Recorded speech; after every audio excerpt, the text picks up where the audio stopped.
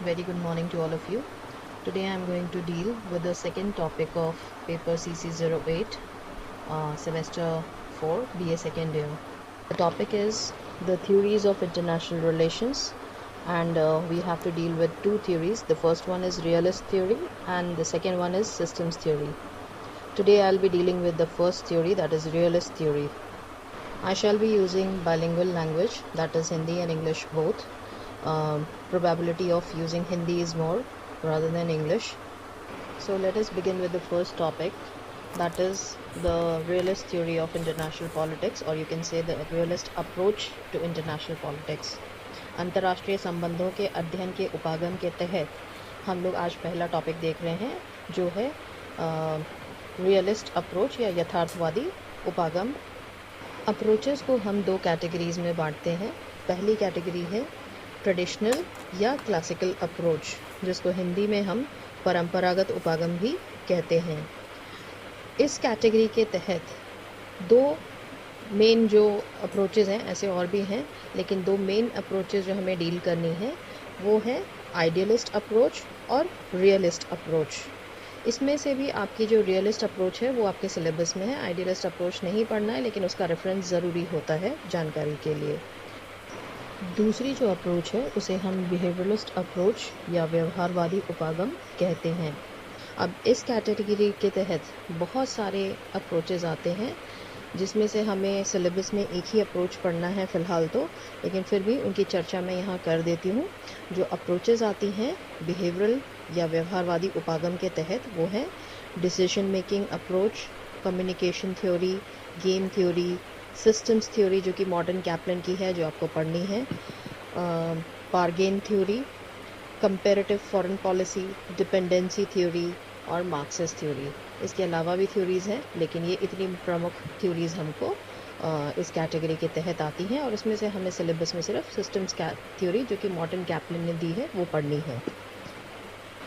आज हम डील करेंगे रियलिस्ट थ्योरी को, लेकिन उसको जानने से पहले हमें आइडियलिस्ट थ्योरी या आदर्शवादी दृष्टिकोण या उपागम को जानना पहले ज़रूरी होगा।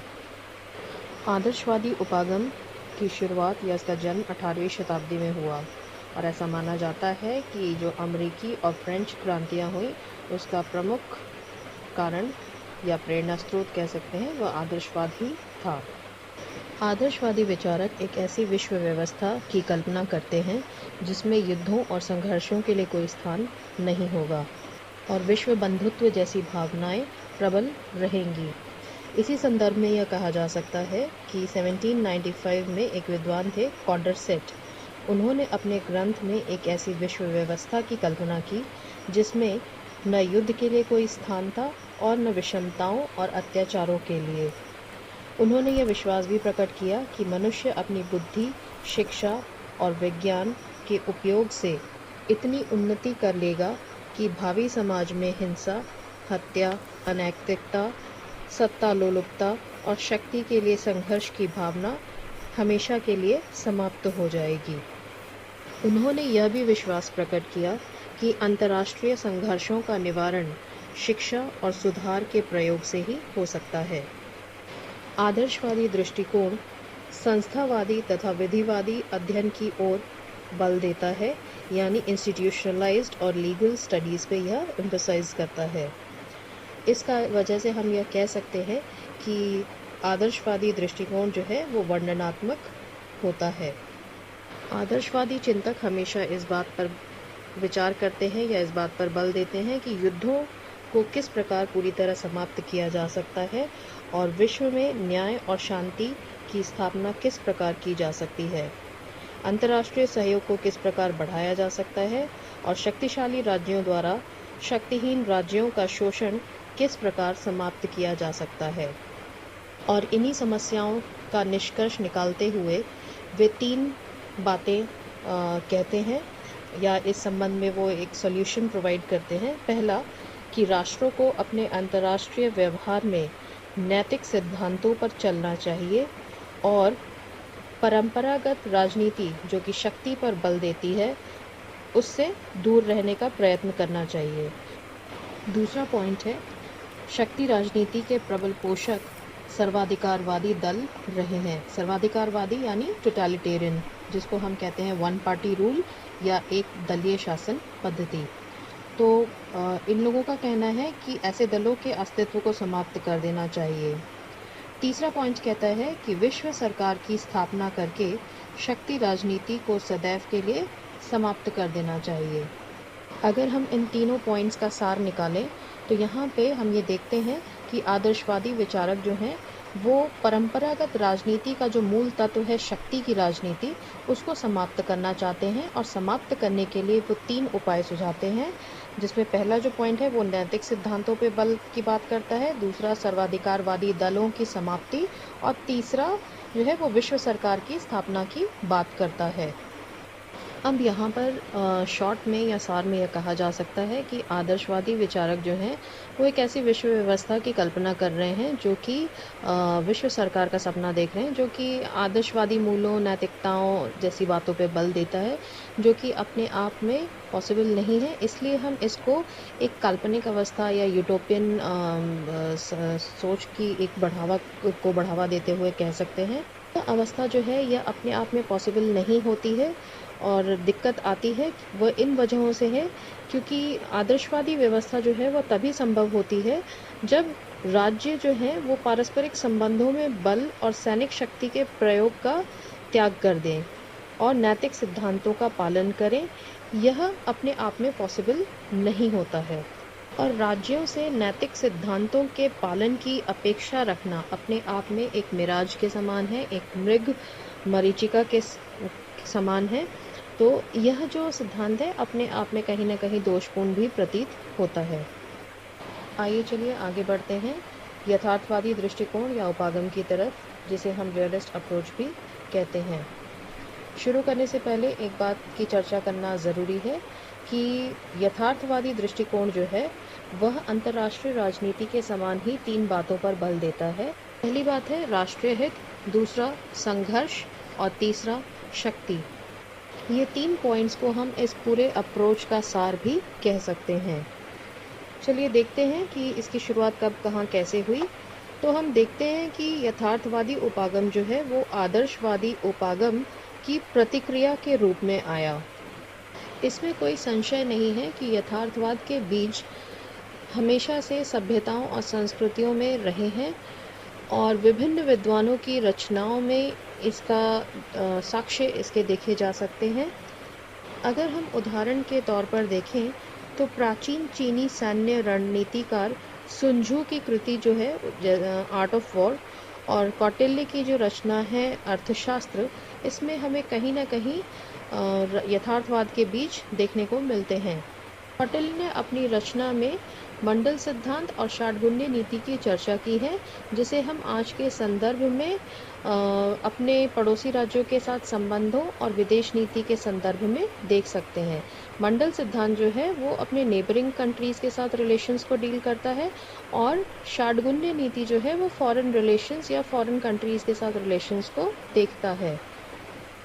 एक अन्य विचारक है मैकियावेली, जिनका समूचा दर्शन ही यथार्थवाद पर टिका हुआ है।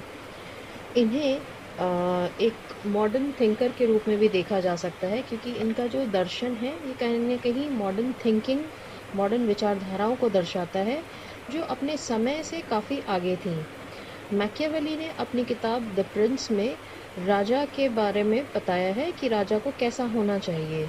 जैसे उन्होंने कहा है कि राजा को लोमड़ी के समान चालाक और सिंह के समान पाश्विक बल वाला होना चाहिए, उसे धूर्त होना चाहिए, जैसी जब स्थिति हो उस हिसाब से उसे एक्ट करना चाहिए, इत्यादि प्रकार की बातें की हैं जो उस समय के हिसाब से काफ़ी नवीन विचार थे। अदरवाइज़ इससे पहले के समय में राजा के बारे में अच्छी अच्छी बातें प्रचलन में थी कि राजा को धार्मिक राजा होना चाहिए और राजा को धर्म के अनुसार शासन करना चाहिए। अगर वो जनता के हितों का ध्यान नहीं रखता है तो ईश्वर स्वयं उन्हें दंड देता है। इस प्रकार की बातें प्रचलन में थी।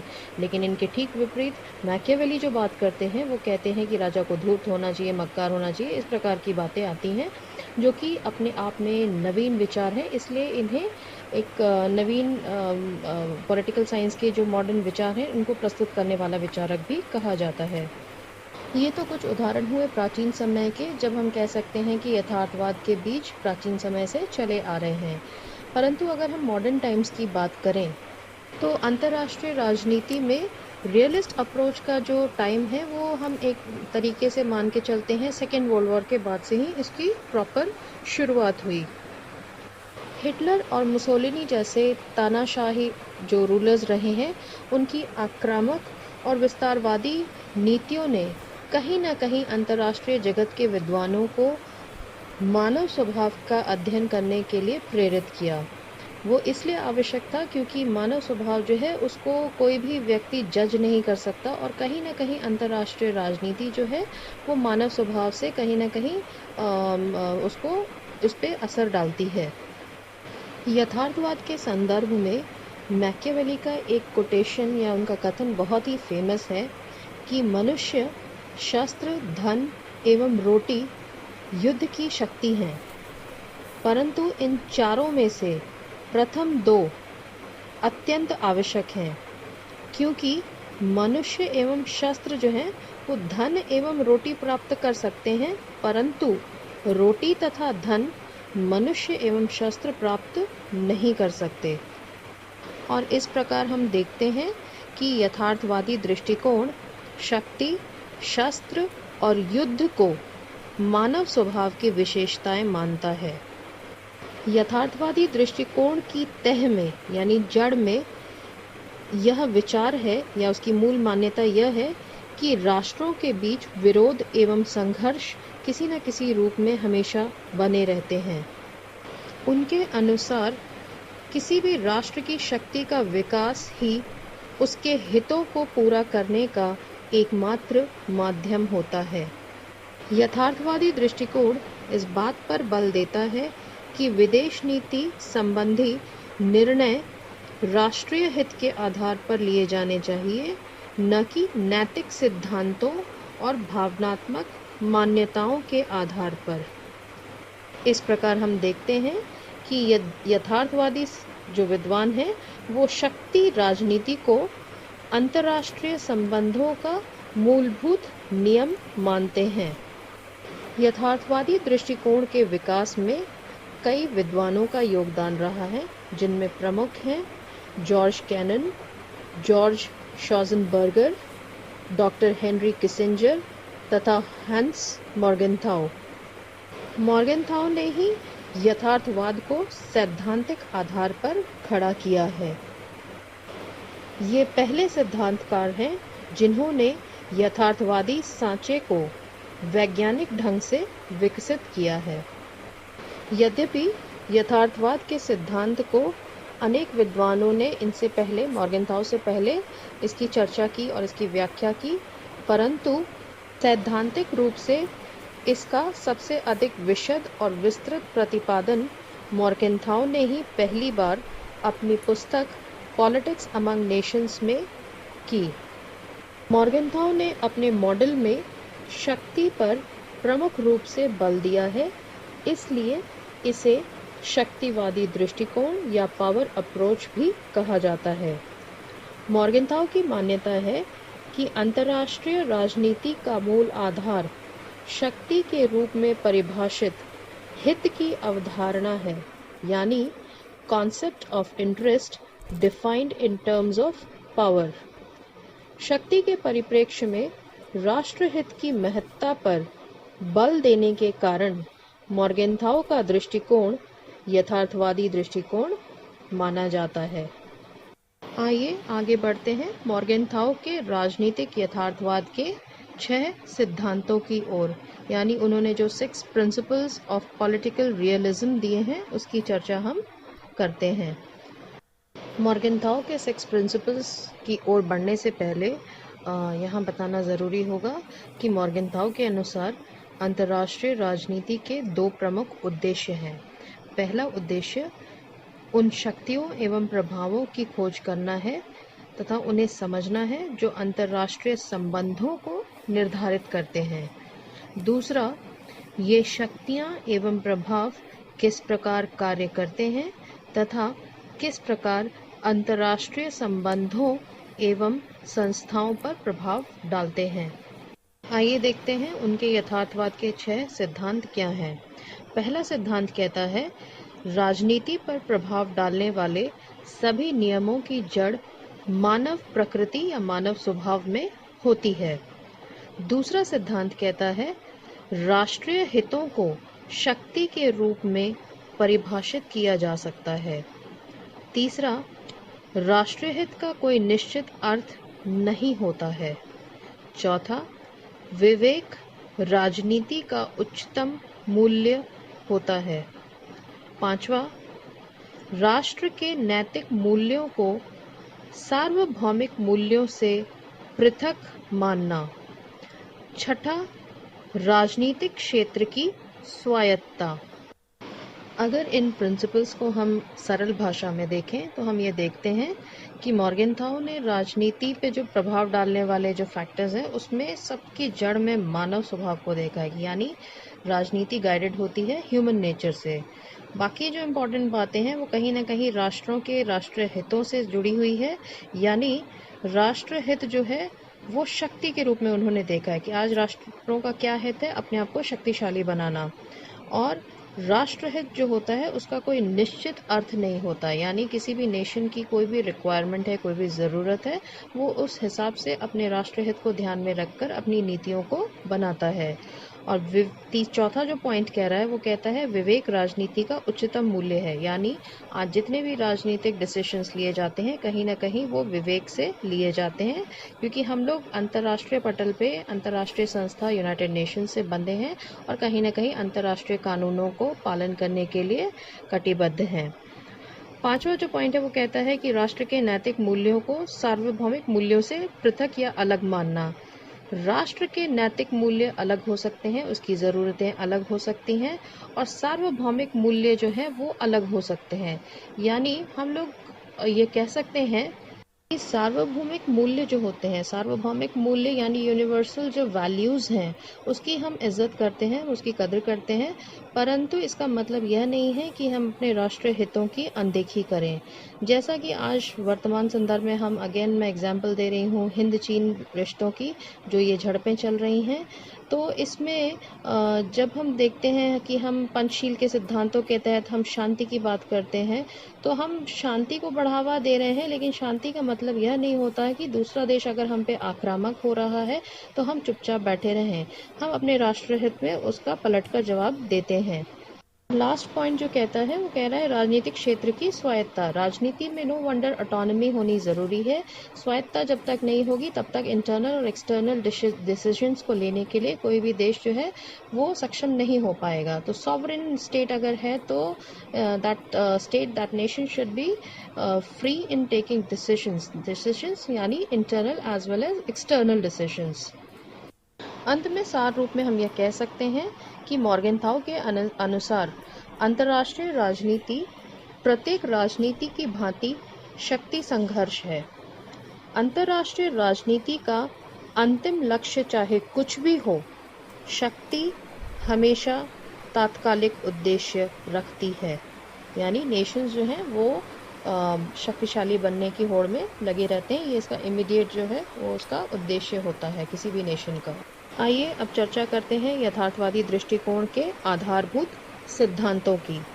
पहला सिद्धांत कहता है अंतर्राष्ट्रीय व्यवस्था की प्रकृति अराजकतावादी है, यानी एनार्की होती है।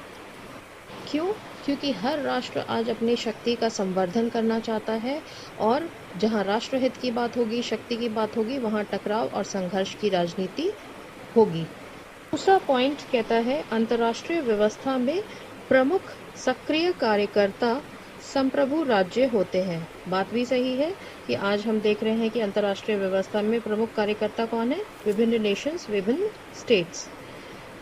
तीसरा पॉइंट कहता है अंतर्राष्ट्रीय संस्थाओं और संगठनों का संप्रभु राज्य कर्ताओं पर कोई प्रभाव, नियंत्रण और वर्चस्व नहीं होता।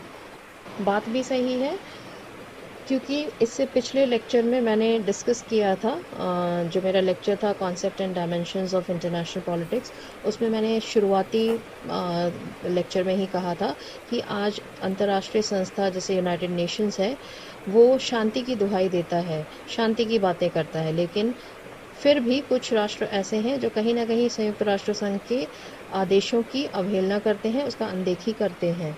तो ऐसा क्यों हो रहा है, ये भी इसके आधारभूत सिद्धांत हैं। और आज के समय में अंतर्राष्ट्रीय संस्था और संगठनों का जो आज के जो सॉवरेन स्टेट्स हैं वो उसकी बातों को कहीं ना कहीं अनदेखी कर रहे हैं, जो सही भी दिखती है। नेक्स्ट पॉइंट है उपराष्ट्रीयता और बहुराष्ट्रीय वैचारिक सांस्कृतिक समूहों के बजाय राष्ट्रवाद प्रभावी और राज्यों के व्यवहार को परिचालित करने वाली प्रमुख विचारधारा होती है। यानी इस पॉइंट के सार के रूप में हम यह कह सकते हैं कि राष्ट्रवाद की जो भावना है वो राष्ट्रों के व्यवहार को चलाती है या गाइड करती है। यह प्रमुख विचारधारा है जिस पे कोई भी नेशन जो है वो अपनी फॉरेन पॉलिसीज़ को बनाता है, रिश्तों को कायम करता है। नेक्स्ट पॉइंट है राज्यों में दीर्घकालीन आपसी सहयोग अथवा मैत्री संभव नहीं है। राज्यों के न तो स्थायी मित्र होते हैं और न स्थायी शत्रु। राष्ट्रीय हितों का संरक्षण ही एकमात्र स्थायी मित्र होता है। नेक्स्ट पॉइंट राज्यों का सर्वोपरि लक्ष्य अपनी सुरक्षा और अस्तित्व की रक्षा करना होता है। नेक्स्ट पॉइंट राज्य अपने अस्तित्व की रक्षा शक्ति और ख़ास तौर से सैनिक प्रकृति वाली शक्ति से ही करते हैं।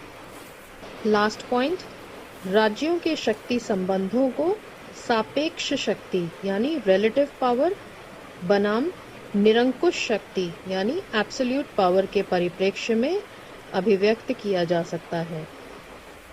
आइए आगे बढ़ते हैं। अंत में हम यह कह सकते हैं कि यथार्थवादी विचारधारा की मान्यता है कि मनुष्य परोपकारी और दयालु नहीं होता, बल्कि प्रतिस्पर्धी और आत्मकेंद्रित होता है। चलिए देखते हैं इसके कुछ क्रिटिसिज्म्स। तो पहला क्रिटिसिज्म या रियलिस्ट अप्रोच का कहता है कि यथार्थवादी दृष्टिकोण शक्ति और सत्ता को अंतर्राष्ट्रीय संबंधों में निर्णायक तत्व मानता है, जबकि सच्चाई यह है कि सत्ता एवं शक्ति महत्वपूर्ण तत्व हो सकते हैं, लेकिन वे संपूर्ण नहीं हैं। दूसरा पॉइंट कहता है यथार्थवादी विचारधारा में कई असंगतियां हैं। शक्ति अथवा सत्ता की परिभाषा करना अत्यंत कठिन है, क्योंकि राज्य की समस्त शक्ति कितनी है, क्या है, यह नापना बहुत कठिन है और जटिल है, क्योंकि वह कई राजनीतिक प्रतिक्रियाओं का परिणाम होती है। एक राजनीतिज्ञ केवल सत्ता की प्रतिद्वंदिता से ही संचालित नहीं होता, बल्कि अंतर्राष्ट्रीय संबंधों में सहयोग का भी अपना विशिष्ट महत्व होता है। तीसरा पॉइंट अगर हम क्रिटिसिज्म का देखें तो यथार्थवाद शक्ति संघर्ष के स्थायित्व को स्वीकार करता है और अंतर्राष्ट्रीय संबंधों के क्षेत्र में साधनों और उद्देश्यों जैसे प्रश्नों के प्रति उदासीन है। चौथा, यथार्थवादियों का ध्येय या उद्देश्य राष्ट्रीय शक्ति का प्रसार मात्र माना जाता था और इसलिए उनकी नीतियां शांति विरोधी समझी जाने लगीं। परंतु जब हम एनालाइज करते हैं और इसका अगर पॉजिटिव एस्पेक्ट देखें तो यथार्थवादी दृष्टिकोण ने अंतर्राष्ट्रीय संबंधों के अध्ययन को सैद्धांतिक एवं वैज्ञानिक अंतर्दृष्टि प्रदान की। यथार्थवादियों ने अंतर्राष्ट्रीय संबंधों को आदर्शवादी कल्पनावादी पर्यावरण से मुक्ति दिलाई, जो कि आइडियलिस्ट फिलॉसफी के तहत हमने देखी। यह अंतर्राष्ट्रीय व्यवहार को स्पष्ट करने वाला उपागम है तथा विदेश नीति निर्माताओं के लिए एक आधार प्रदान करता है। अंतर्राष्ट्रीय संबंधों में सामान्य सिद्धांत निर्माण की दिशा में यह एक महत्वपूर्ण प्रयास था। इस दृष्टि से यथार्थवादी दृष्टिकोण का अपना एक विशेष महत्व है। धन्यवाद। अगले लेक्चर में हम न्यू रियलिस्ट थ्योरी की चर्चा करेंगे, जिसे हम न्यू रियलिस्ट अप्रोच भी कहते हैं। और तत्पश्चात हम सिस्टम्स अप्रोच पे बढ़ेंगे।